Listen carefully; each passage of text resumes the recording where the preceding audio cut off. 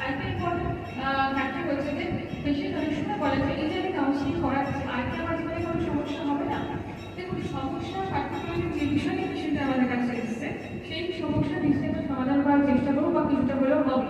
কিন্তু একটা জিনিস আমরা পেশেন্টকে বলবো জীবনে এই সমস্যা ছাড়াও আছে